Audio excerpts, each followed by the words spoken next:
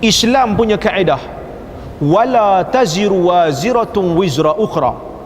Satu orang walaupun dia berdosa, dia tak tanggung dosa orang lain, dia cuma tanggung dosa dia. Maknanya kalau kita lahir daripada keturunan yang tidak baik, let's say sebagai contoh, anak zina. Satu orang anak zina, dia lahir hasil daripada perhubungan haram.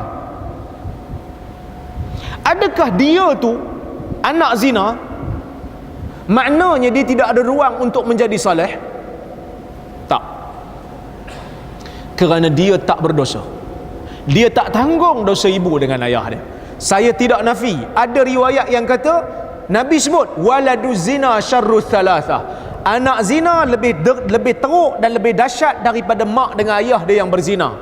Tapi riwayat ni diriwayatkan secara ringkas, yang mana Aisyah bagi tahu sebenarnya bukan Nabi nak kata pada semua anak zina. Hadis ni ada konteks dia, dia ada sebab dia. Ketika mana Nabi dekat Madinah, ada seorang budak suka menyakiti Nabi dan dia ni munafik. Dia munafik, dia suka menyakiti Nabi, sehingga Nabi kata pada sahabat dia, may yu'ziruni min fulan, siapa yang boleh halang aku daripada dia menyakiti aku, tolonglah. Sahabat kata, qalu ya Rasulullah, innahu ma'a ma fa'ala bihi waladuz zina. Ya Rasulullah, dia ni bukan hanya sekadar suka menyakiti kamu, dia ni anak zina.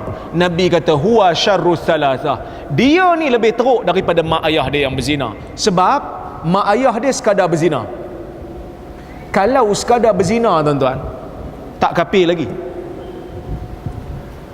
Orang berzina, kalau dia iktiraf zina tu haram, kalau orang tanya dia pasal apa zina, aku tahu zina haram tapi aku tak tahan, dia dosa besar, tapi dia tak kafir. Orang yang menyakiti Nabi kafir. Sebab tu Nabi kata, Nabi nak banding antara dosa dia dengan dosa mak ayah dia. Dia anak zina, dia menyakiti Nabi, maka dia lebih teruk daripada mak ayah dia. Mak ayah dia hanya berzina dan boleh bertaubat, dia menyakiti Nabi, kufur, murtad. Jadi dalam Islam, anak zina ni sama macam orang lain, ada peluang untuk menjadi soleh. Tapi kenapa Allah Ta'ala pilih Nabi daripada keturunan baik-baik? Bukan kerana Allah Ta'ala nak kata keturunan orang yang tak baik-baik tak boleh jadi soleh, tak. Tapi kerana Nabi ni Nabi, kerana Nabi ni nak bawa panji dakwah, kerana Nabi ni dia nak bawa perubahan dalam masyarakat. Kalau dia lahir daripada keturunan yang tak baik, dia bolehlah bawa dakwah, tapi sat lagi orang akan hentam peribadi dia, orang akan hentam keturunan dia, maka dia akan pening kepala macam mana nak defend diri dia. Maka kerja dakwah tak berjalan, sebab nak kena defend diri sendiri. Maka Allah pilih Nabi daripada keturunan yang baik, supaya nanti bila dia bawa dakwah ni, orang tak boleh kata apa pasal keturunan dia. Memang keturunan daripada baik-baik, semua keturunan bernikah, bukan lahir daripada anak zina. Satgi bila Nabi bawa perubahan, orang tak kata hang jangan bising lah, pak hang dulu berzina, hang tahu tak? Maka dia jenuh pula lah nak pergi defend diri dia. Tu satu. Nombor dua, Allah Ta'ala pilih Nabi ni lahir di padang pasir yang tak ada apa, cuma ada air Zam-Zam. Bahkan orang Arab di Mekah sebelum daripada Nabi diutuskan menjadi Nabi, orang Arab ni terpaksa berdagang, keluar pergi ke Yaman, keluar pergi ke Syam untuk berniaga. Bahkan orang zaman tu, orang-orang Rom dan Parsi memandang hina pada orang Arab. Orang Arab pada tamadun, dua tamadun besar ni tak ada apa, duk kena pelikih ya. Allah Ta'ala pilih semenanjung Arab yang kering kontang untuk didirikan padanya Islam, untuk membuktikan sesungguhnya Islam ni Dia wujud bukan kerana ada kepentingan dunia. Dalam negara yang kering kontang, Islam boleh berdiri. Bukan hanya sekadar boleh berdiri, Islam membina tamadun yang lebih hebat daripada yang pernah didirikan oleh tamadun-tamadun kuno seperti Rom dan Parsi. Itu nombor 2. Nombor 3, hikmah Allah Subhanahu wa ta'ala jadikan Nabi ni lahir dalam keadaan yatim. Sebelum dia lahir, ayah dia meninggal. Selepas dia lahir, mak dia meninggal. Tok dia bela. Lepas tok dia bela, tok dia pula meninggal. Dia dihantar ke rumah Halimatus Sa'diyah supaya Halimatus Sa'diyah susukan dia. Apa hikmah? Kenapa Allah Ta'ala tak jadikan Nabi ni ayah dihidup supaya boleh bimbing dia, supaya boleh cari makan untuk dia? Tiba-tiba Allah Ta'ala jadikan ayah dia meninggal, yatim dia. Mak dia pula meninggal, tok dia bela. Tok dia pula meninggal, Halimatus Sa'diyah bela dia.